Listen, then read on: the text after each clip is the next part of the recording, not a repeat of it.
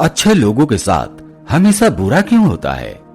गीता में श्री कृष्ण ने दिया है अर्जुन को इसका जवाब। आपने महसूस किया होगा कि जो लोग अच्छे कर्म करते हैं वो परेशान रहते हैं, वहीं जो बुरे कर्म करते हैं वो खुशी से रह रहे होते हैं।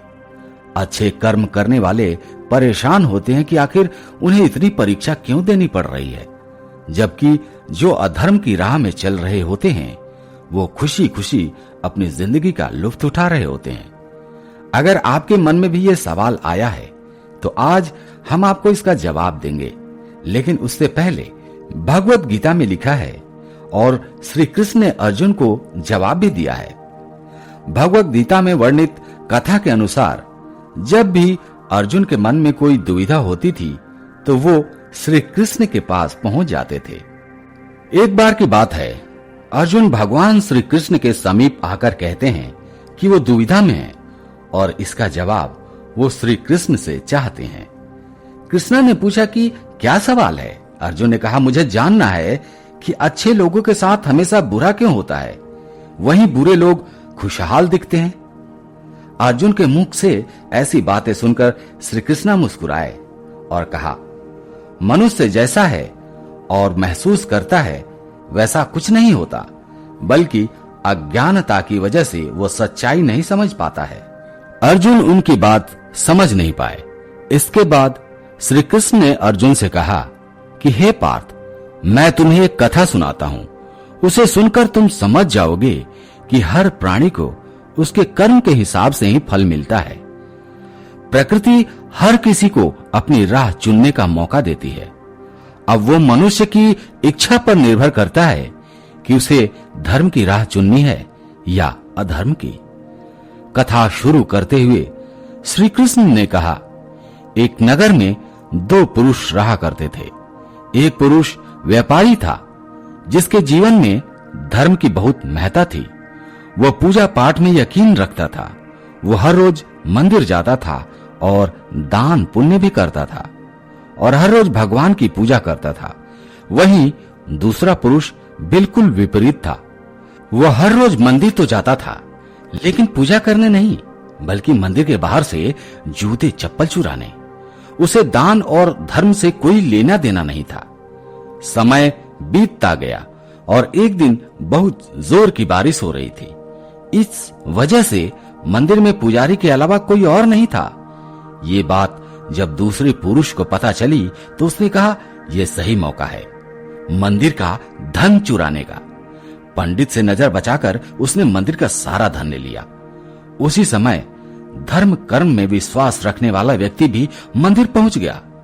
दुर्भाग्य से मंदिर के पुजारी ने उसे ही चोर समझ लिया और चिल्लाने लगा। वहां लोग एकत्रित हो गए और उसे बहुत मारा।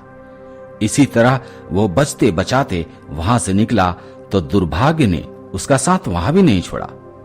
मंदिर के बाहर वहां एक गाड़ी से टकरा गया और घायल हो गया।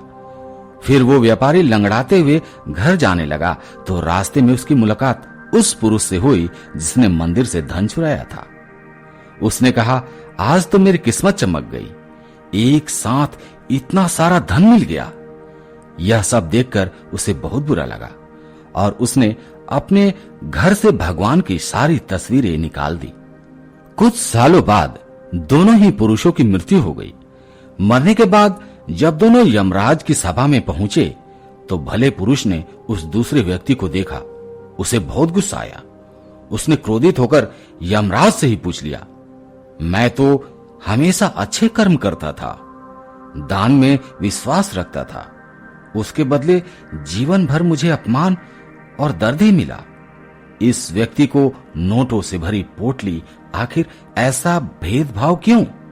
इस पर यमराज ने कहा, पुत्र, तुम गलत समझ रहे हो।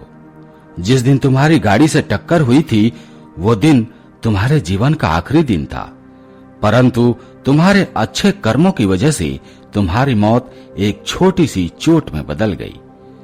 तुम इस दुष्ट व्यक्ति के बारे में जानना चाहते हो?